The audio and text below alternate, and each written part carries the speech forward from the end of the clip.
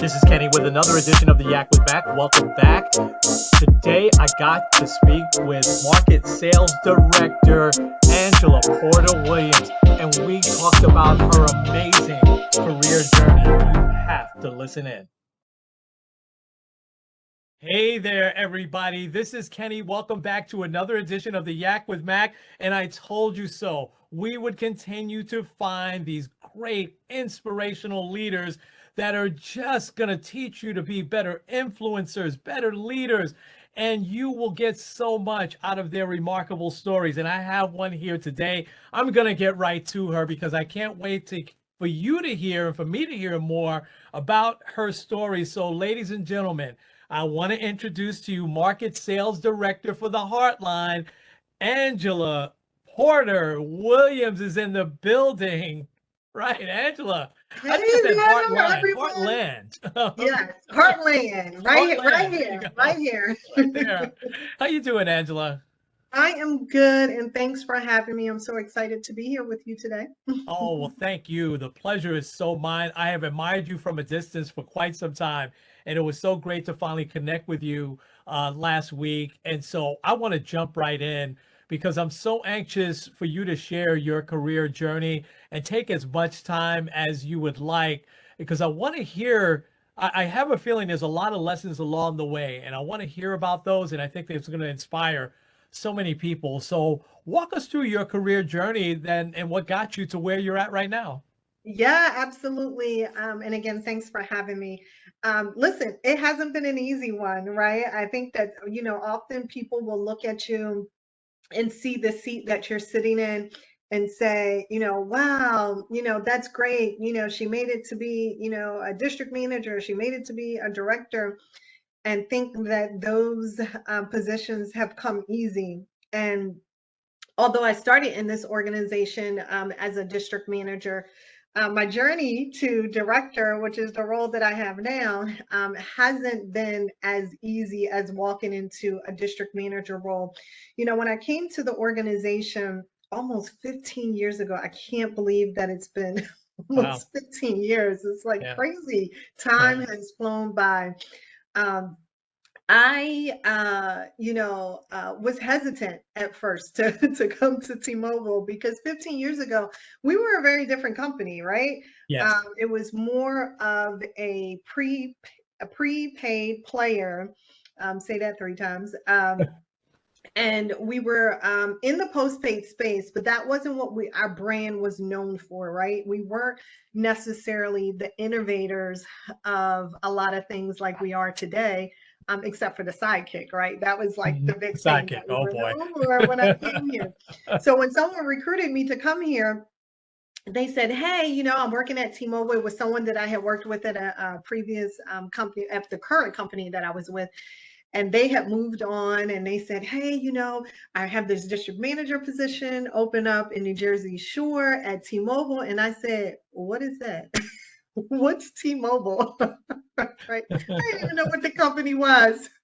All right. But Wow. listen, I said, as long as if I ever left the organization that I was at, that it will only be for something in technology, right? Because where I was satisfied, I was content. I loved the brand, I loved what it stood for. But things started to shift at that company, and I said, okay, if I need to make an exit, where can I go? And then this T-Mobile thing came up, right? And Wow. I said, Wow. okay, I'll give it a chance. I'll give it a chance. So it took a while though, right?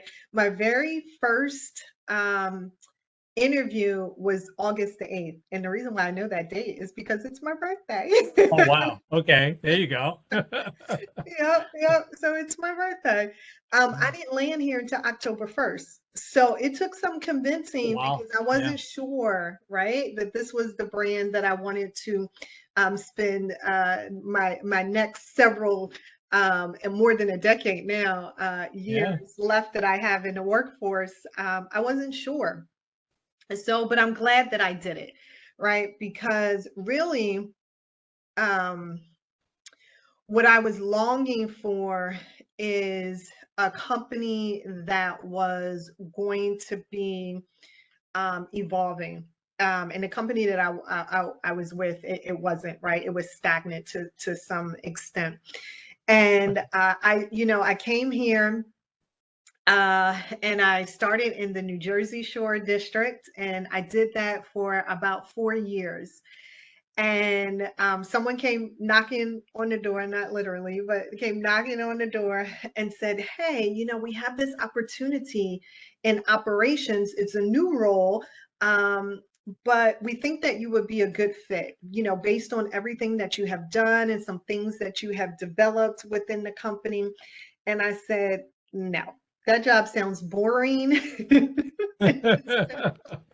It sounds like it's going to take me out of the field, right? Right, And I right. said, no, I don't want to do that.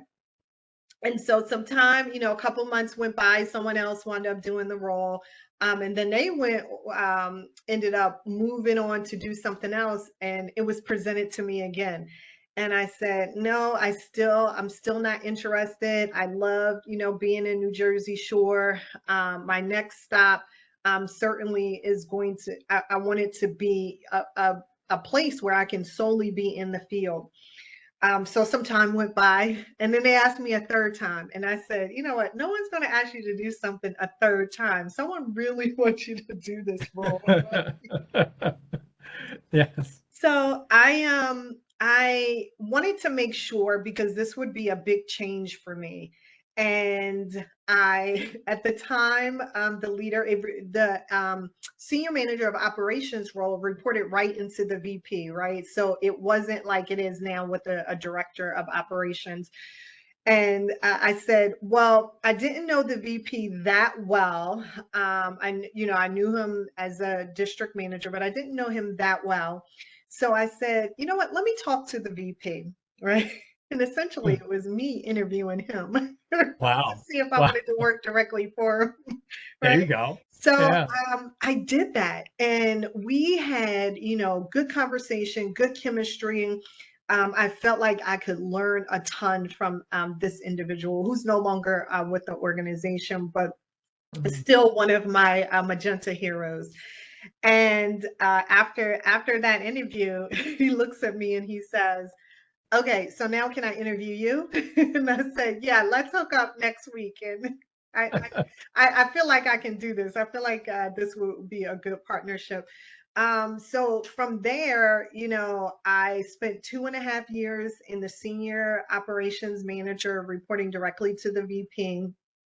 And one of the reasons why I said no the second time was, in my head, I said, you know what, I don't want to put my family at risk. This sounds like a job that if we're, downsizing in the organization, it will be Mhm. eliminated. Mhm. So I Mm. said, I don't want to Yeah. do that. I don't want to put my family at risk. So that was a fear of mine. Sure. So I did the job for 2.5 years, and guess what happened, Matt? What happened? The role was eliminated. Oh my gosh. I was hoping you wouldn't say that. Oh my gosh. Okay. Yes, yes. The role was eliminated during a reorg, Yes. and man, was that tough, right? Was. Because at the time, my husband had just got laid off as well, right? Oh wow. And I'll never Wow. forget it. He got laid off January 1st of 2014, and then on January 14th of 2014, Oh or wow. January 15th, 2014, I got the news as well. But I was Wow. presented with two options. And option one was, take your severance package and, leave the organization and be on your way. Or option two was go back into the district manager role. Mm. And I tell you what, for like a split second, I was considering option one. And here's Wow. the reason why. Uh-huh. At that time, I had spent a lot of time on helping with the uncarrier moves 1 and 2. That's the ones we were going through at the time. And, spending some time in Seattle and, going through the motions with that and interacting, with directors and VPs. And I said, I don't know if I can go back and be a district manager. I've been doing this for a really long time. Now, mind you, Yeah. prior to me coming to T-Mobile, I was a district manager for 6 years, right? Wow. Okay. So now 10 years total, and then 2.5 years in the operations role. I said, I don't know if I have it in me to go back. And that was for a split second, right? My husband was like, get your act together. We both can't be unemployed. Sitting in this house, right? In this new house at that Yeah. we just moved into. Get your act together. And I said, you know what? I want to see this through. And not thinking that there would be like 17, 20 uncarrier moves later. I wanted to see that through, and I wanted to see what was going to happen with the uncarrier. So I decided to stay. But Wow. what I had to do when I made that decision is tuck myself into a place of, Angie, go out there. If you don't love this job, your people will see it, right? Because now I'm going from New Jersey, and the only district that was open was Philly. And I said, these people in Philly don't play. They're going to see right through you. They're Yes. going to say, you know what? She doesn't want to be here. She doesn't want to be with us. And they're going to tell you like it is. So I had to Yes. quickly get myself pulled together and say, I'm going to go into this district and I'm going to make it work. And it was a tough district. Essentially, it was like a hodgepodge, right? It was a district that was created for me to stay. And, that in itself said something about the company. Yeah. And it was like 2 stores off of this district, 3 stores off of this district. And really what it was Wow. all the stores that the other district managers didn't want. Right? I told Yeah. them Give what her it these was, stories. Yeah. right? Oh, give her this. I don't want those. So I had to make it work. Yes. And I did that. And then I started interviewing, right? So I was like, you know what? It's time for me to get myself out there and start interviewing for director roles. And I did. I interviewed shortly after going back into the district manager role. And it was an interview for 2 director positions that happened to be open in the Northeast at once, which never happens, right? Those Wow. those guys, Yeah. like, they never go anywhere. Yeah. And I said, you know what? I really would like one of these positions, one more than the other. So the 2 positions that were open was the one in New York and the one in DC. So there was tons of people that were interviewing for it, and I didn't get either one of them, right? And rightfully so, because let me tell you the people that got them.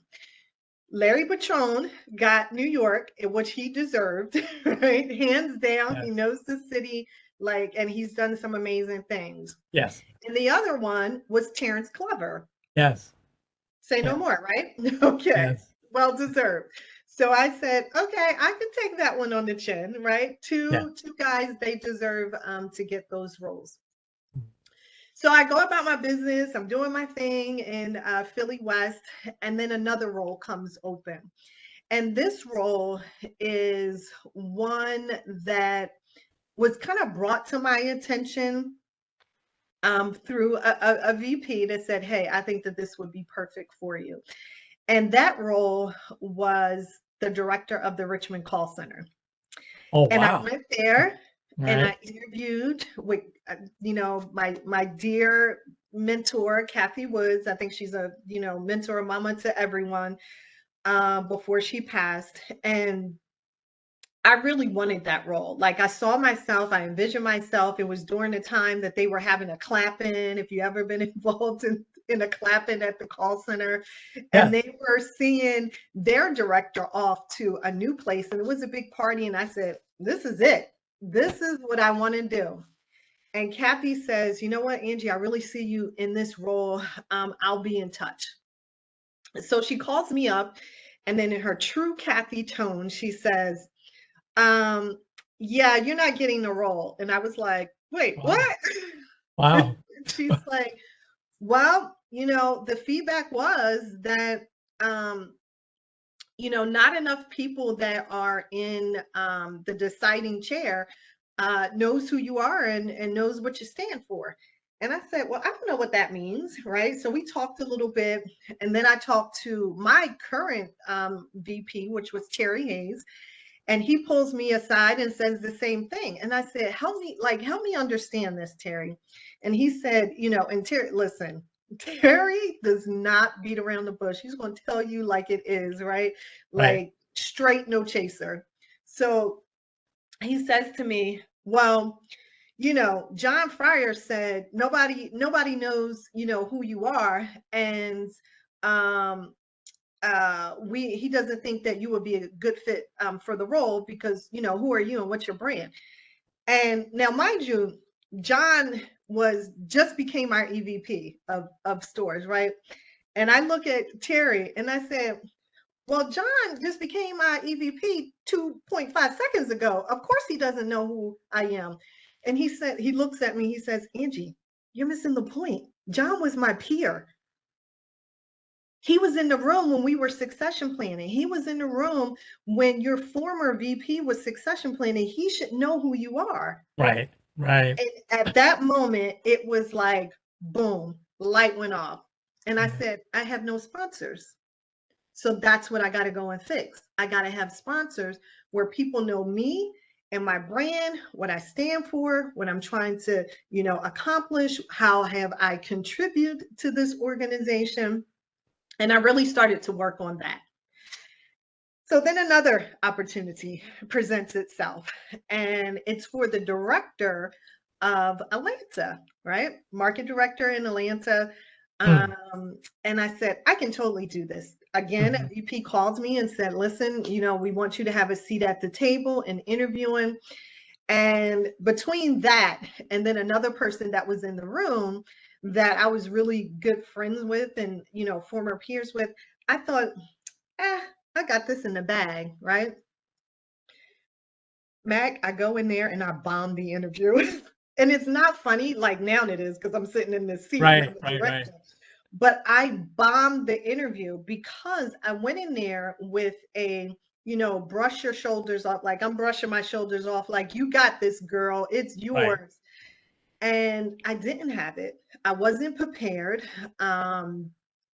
I wasn't fluent with, answering the questions. I couldn't really articulate, what I've done in Philly West and my brand and how I've contributed to the organization. And they called me out on it. And I knew Wow. when I walked out of that room, I said, Angie, go home because you're not getting this job. And I Wow. didn't, right? And it was some tough feedback. It was the first time that I had interviewed probably in 20 years that I got that feedback like that. And it was really tough. Wow. And I Wow. said, all right, so now what is your next move? What are you going to do? And this is what I tell everyone. When the answer is no, what are you doing in between the no's? Right? Hopefully the next Great one's yes, advice. but in between the no and the yes, or the no Yeah. and the no, what's the work that you are going to put in Wow. between those two things? Wow. And I said, I've got to fix this. So I went on my own and asked for a executive recruiter to help me with interviewing and organizing my thoughts and making sure that I'm clear and concise about who I am as a leader, as an individual. And I did that for several months.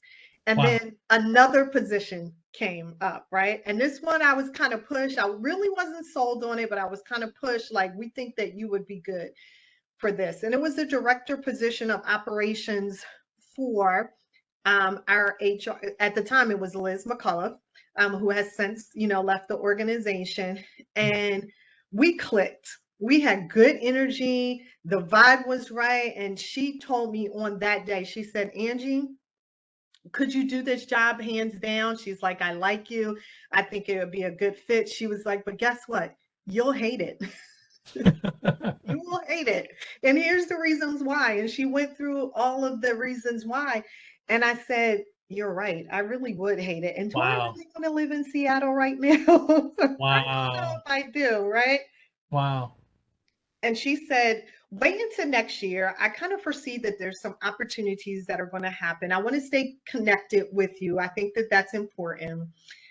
And shortly after that, I interviewed again, right? This time is for the director's position of operations, and essentially the central area. And the VP said, "You know what? We think that you would be a good fit for this role, but but we're going with a sitting director because that person just got Oh, displaced and they need a job, and we're going to go oh, with that person." oh boy.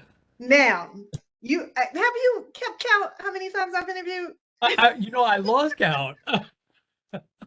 But I'm so amazed at all of the lessons along the way here. So please keep going. Yeah. Man, oh man. So I said, you know what?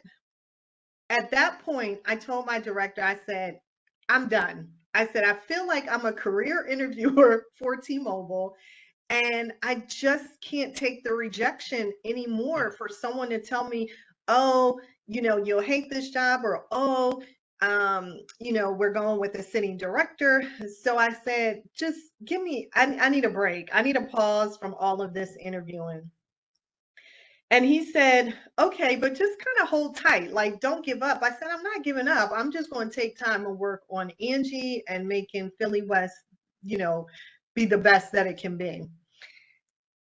That was on, I'm trying to think, it was on like mid-March of 2017. On March 31st, my boss calls me and says, hey, I'm going to go work on a special project, but I'm going to turn this into a gig. And everybody wants you to be the acting director. And I was like, me? And right here in Philly? There you Yes, go. There you go. this was meant for me, right? Yes. Yes. Because in hindsight, one, if I had gotten any of those recent roles that I interviewed for, it would have taken me away from my family. More Yes. than likely, my husband and I would have been apart because my mother-in-law's health, took a turn for the worse. Oh, man. And she wound up, passing away. She passed away 2 years ago. And like it was all of those other things was just a setup for the bigger things. And I'm not a person that's like, oh, interview for the to show you what you need to get better at. No, like I'm not into courtesy interviews, right? Right. I'm just Right. like, Right. you Right. interview and you get that job. Yes. But really what was happening was that it was preparing me for this journey that I Wow. went on. And I wind up being the acting director for 3 months. And then when my director went on and got the gig that he It turned created. his stretch assignment into a gig, which I knew that he would. But he also said to me, treat this like it's yours because I'm not coming back, right? And Wow. if I do, I'm going to be doing something else. So treat this like it's yours. And Terry, who at the time was the VP, he always said that. He said, Angie, like you got to treat this like this is yours, your strategies, your system. And immediately, like I went to work. I went to work on focusing on the culture, focusing on rapid speed to market and first to market. So we went from rapid speed to market to first to market. And the person that I really learned that from was Terrence Glover, right? He was an unofficial mentor of mine, and they did a good job of the company launching something and his market being the first out there. And I Wow. said, you know Wow. what? I want to be able to do that. Yes. I think that that is a good strategy because ultimately it drives results and it builds, momentum and consistency and discipline. And I said, Terrence is really good at it, but how can Angie be great at it, right? How can the Philadelphia market be great at it? And we implemented and we were great at it, right? We were always Wow. first to market to something that rolled out and, secretly, without like, I was in a competition with Terrence that he didn't even know about, right? So in my head, I was like, I just always got to be Terrence because He's gonna know he was now. the one, yeah, right? He was the one that taught me this. So I just Yeah. wanted to, and I never said to him, and if he ever watches this, he'll know what my motivation was. But I never said to him that, I want us to be really, really great, great at this because, Terrence taught me this. So I have to, show my unofficial mentor that like I was listening. I actually went to his market and saw things in action and was taking all of these notes and saying, okay, this is how I'm going to bring it back to Greater Philadelphia. Wow. And we were successful, at the top of the stack ranker month after month, year after year. I was always focused on, no one in my region could ever beat me, right? I feel like I had something to prove. One, I was the only female on the team, and I had been there wasn't a female on the Northeast team for 6 years Wow. prior to me getting on that team. It was 6 years. So Wow. I felt like I had something to prove, right? Just Absolutely. with all of these guys in the Northeast, I mean, you're talking about best in class directors that work there. And I learned a ton from them. And I also wanted to make sure that they knew that I could carry my weight as well, right? And that they can learn from me as well. So listen, it's been a journey, it's been a ride. I did that for 4.5 years. And I looked around. We had a works giving. So last Thanksgiving, we did a works giving where everyone, brought in food and Wow. everyone's having a good time. And we are celebrating Diwali with one of the district managers there, and he's telling us his journey and his culture. And I was looking around at everyone, and I said, "It's time for me to go. It's Wow. time for me to go." Wow. Because I Wow. felt like we accomplished so much there that it was really time for me to hand the torch over to someone else. And I had, two named successors. In my head, I'm like, oh, they're shooing, they'll get the position. But again, there was a sitting director that was displaced that Yes. the role went to, but I knew that it was time. And after the Wow. meeting, I sat there with my HR manager and I said, John, I said, I don't know what it is, but in 2022, I'm going to do something different. I feel like it's time for me to give up the reins to someone else in Greater Philadelphia to carry the torch, and it's time for me to move on. It's amazing. So that was our works giving, and then 4 days later, I'm telling you, Tracy and I talked to the same God, right? Yeah. I Yes, was gonna because say. she must have heard it from him. She calls me 4 days later and she says, "Hey, we have this opportunity for you in the Heartlands." And I said, "What?" I'm thinking, wait, did John tell you what I just said? Because this was like 4 days ago. And he didn't, but it Right. just happened that way, right? They had just come Timing. off the Yeah. succession planning Yeah. and they thought that it would be a good fit. And honestly, I wasn't sure, right? I just really wasn't sure. It was middle of America. I'm a Northeast girl from New Jersey. You probably Yeah. can hear the accent, right? Yes. Yes. If the company allowed for me to wear my earrings bigger, I would because I'm a Jersey girl. I'm from Jersey. Yes. I didn't know if that would really bode well for me, my family, culturally.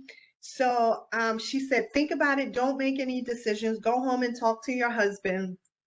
And I talked to him, and he was like, I didn't know what he was going to say because literally, I'm saying, Andre, do you want to move from New Jersey to Kansas? Like, how is he going to react to that? So I Yeah. went home and I talked to him, and he was like, why not? And I was like, really? Wow. He was like, why not? Yeah, let's try something different.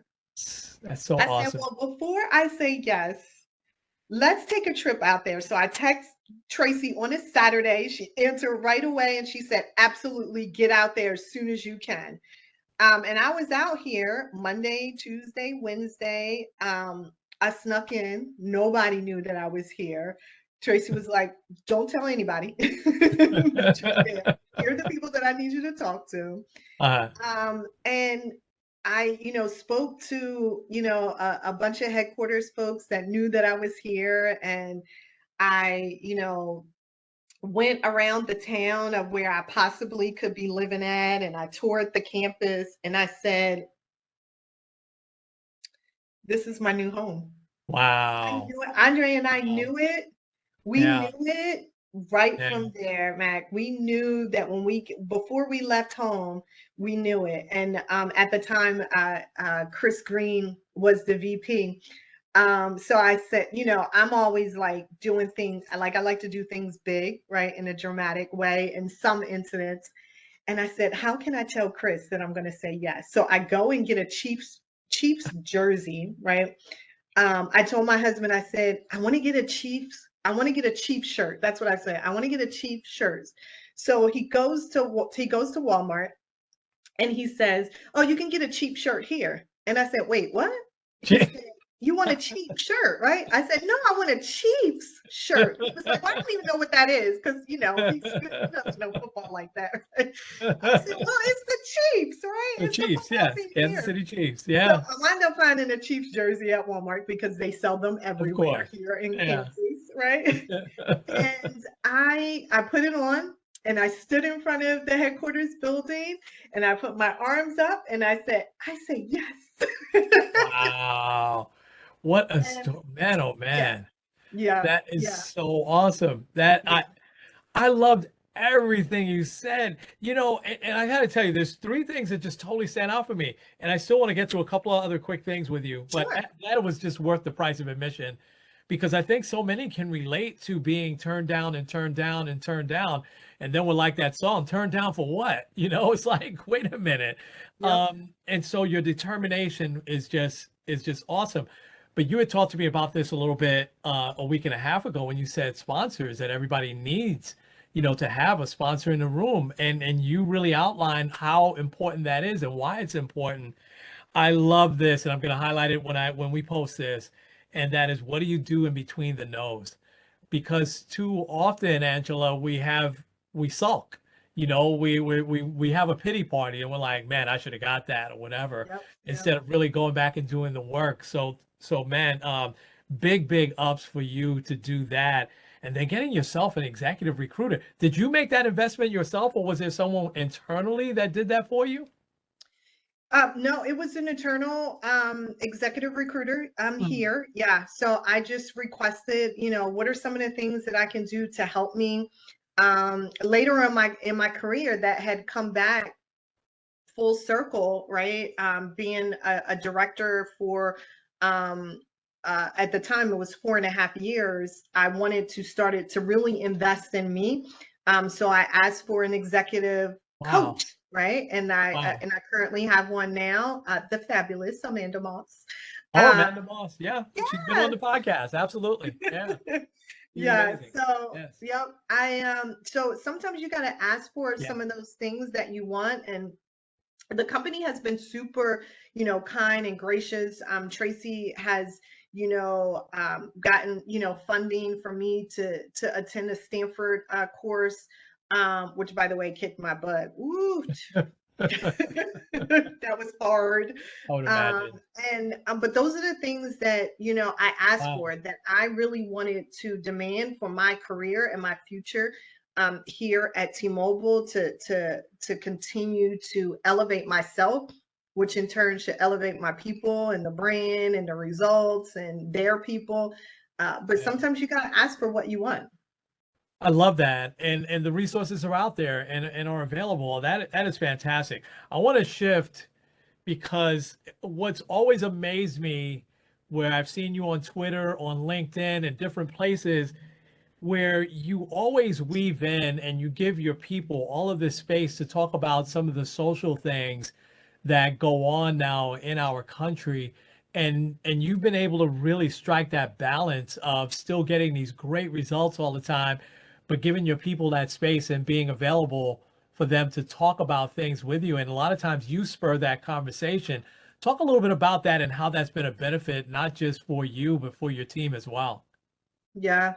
Listen, it's not always easy, right? We may not be in a social unrest, like from a physical nature, here, in Kansas. But there's protests that it's happening, around the world as we speak for injustice. And for me, there, like, it bleeds into the workplace. And listen, I'm not naive to think that everyone likes it, right? I've had to block a few people off my Twitter page based on comments. However, it's who I am and is what my experiences are, right? So I talk about right, wrong, or indifferent on my page, because that's life, that's experience, and I want people to know that they can come to me. I want them to know that I feel their pain, not just of the inequities of, African Americans or brown people, but the LGBTQ community, women's rights, like all of these things. It definitely folds into our workplace because people that work here are experiencing these things, right? Yes. And I think it's okay to have an outlet where you can say, I'm here for you. If you need something, call me. Or if I see something that's not right, that I'm commenting on it. Now there are moments that, probably more moments that don't make Twitter, that I'm getting ready to post and then I back it up, right?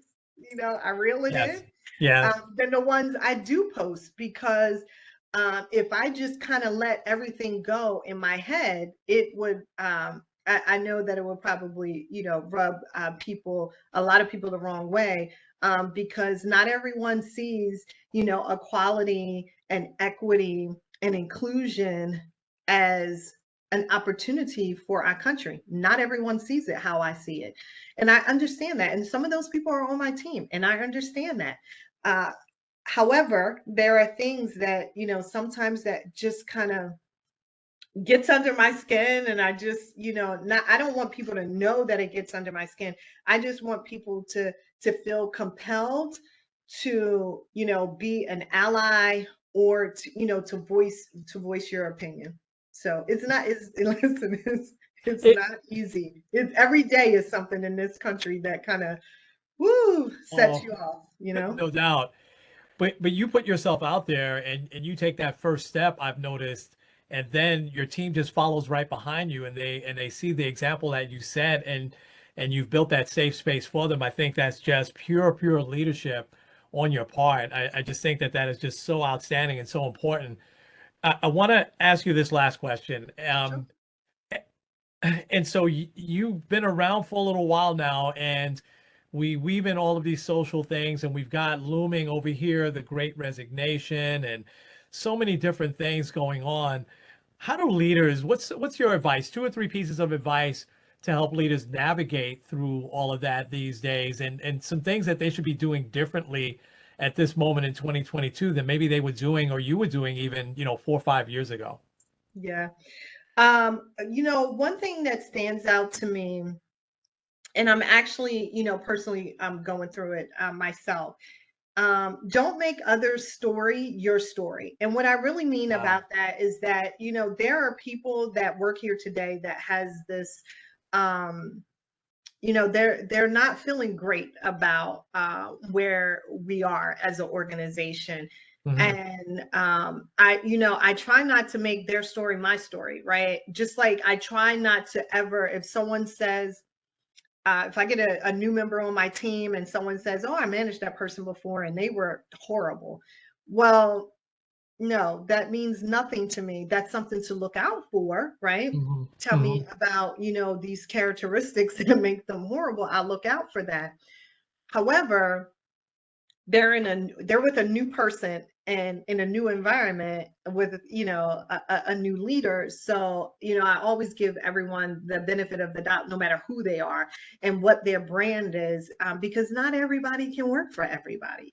I'm sure Yes. someone has said, oh, Angie's just like horrible, you don't want her to work for you, and others feel another way. So not everyone can work for another person. It's true. And I Yes. try to apply that same principle on, don't make, where you are in your journey, my journey.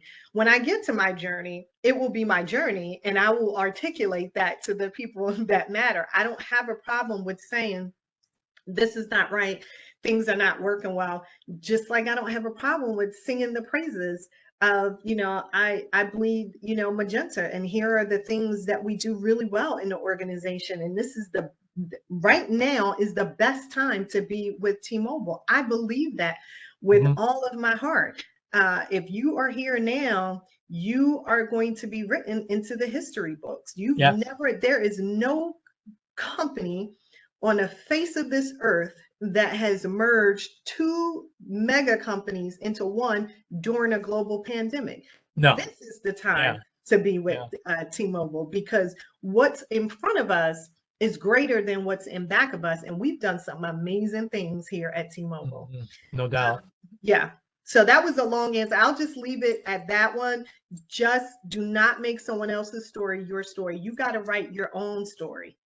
I love that, and that's a trap we fall into sometimes, and it's almost like misery loves company, or, Yeah. hey, watch out for this person. I can't believe you hired ever. Oh, watch out. I love that. That's phenomenal advice.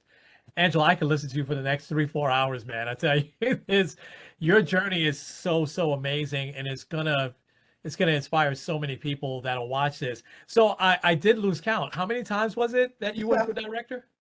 Guess what, Mac? I lost count too. The only one that matters is right now. Exactly. There you go. There you go. Well, I'm sure I'll be talking to you really soon. I mean, just thank you so much for blessing us, and thank you for being you. And you were right there in the heartland, man. So that is great, Noble Park, and Yeah. you're just gonna continue to do great things. But thank you Thank so you. much for coming on today. I so appreciate it, and so many other people are gonna appreciate it. Yes. Thank you. Thanks for having me. I appreciate Oh, you. absolutely. So this has been Kenny and Angela. This has been the Yak with Mac, and we will talk to you real soon.